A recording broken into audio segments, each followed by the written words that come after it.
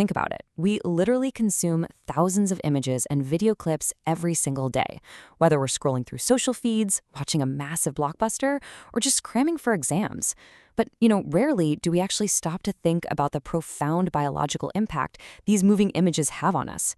In this explainer, we're going to dive into how the moving image is one of the most absolutely crucial communication tools we possess, whether it's used to entertain us, explain a complex medical procedure, or even support students in a classroom. So we really need to ask ourselves, how do moving images shape human understanding? To bridge that gap between the images we see on a screen and how our brains actually process them, we have to look a bit deeper. You see, it's not just about light hitting our retinas. It's about how our central nervous system interprets motion, framing, and narrative sequence to build a seamless reality. How exactly do editors, scientists, and educators manipulate these visual inputs to teach us, move us, or even heal us? Here is our roadmap for today.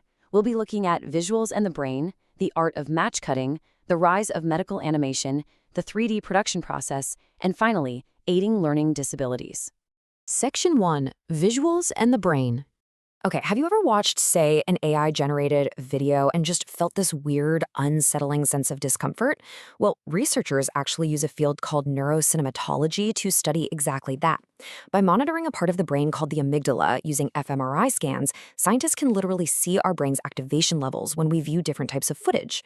When cuts are harsh or the visuals lack a natural logical flow, our brains actually register biological discomfort. This is huge because it completely dictates how visual content needs to be created if you want to keep your audience engaged rather than completely unsettled. Moving on to Section 2, the art of match cutting. Just think about these absolute classics on screen. We've got Forrest Gump, Up, and, of course, the most famous transition in cinematic history, from Stanley Kubrick's 2001 A Space Odyssey. An ape throws a spinning bone into the air, and boom!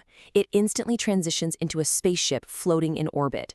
That single edit instantaneously moves mankind millions of years forward in time. It creates this incredible, deeply profound connection in the viewer's mind, and it does it without a single word of dialogue. Now, finding these perfect pairs manually, that can take an editor days out of literally millions of possible combinations. To put that into perspective, a typical feature film has around 2,000 shots. That translates to 2 million possible shot pairs. Because a human brain actively craves that smooth visual transition, like matching a character's frame or continuous motion, we're actually seeing algorithms and deep learning models being developed to efficiently rank top match cut candidates. So editors can spend way less time scrubbing through raw footage and more time crafting the perfect cognitive flow. All right, Section 3, the rise of medical animation. Historically, if you wanted to learn spatial anatomy, you had to rely exclusively on scarce physical cadavers. Today, we can bypass that cost-intensive physical method entirely. By utilizing data from living patients via high-resolution CT and MRI scans, we can generate highly accurate 3D medical animations. A great example is the Visible Human Project, which successfully created 3D animations of bodies by scanning and digitally reassembling them into incredibly detailed models. And it goes even deeper. Medical animation literally takes us down to a microscopic world our naked eye could never see. We're talking about revealing the precise mechanisms of DNA replication, how enzymes act, and how our white blood cells battle pathogens. And the real-world applications are just phenomenal. Imagine being in a high-stress emergency situation and being guided through CPR by a clear, pre-rendered instructional animation playing right on your mobile phone. It's a real game changer. Let's dive into Section 4, the 3D production process. So how is all this actually made?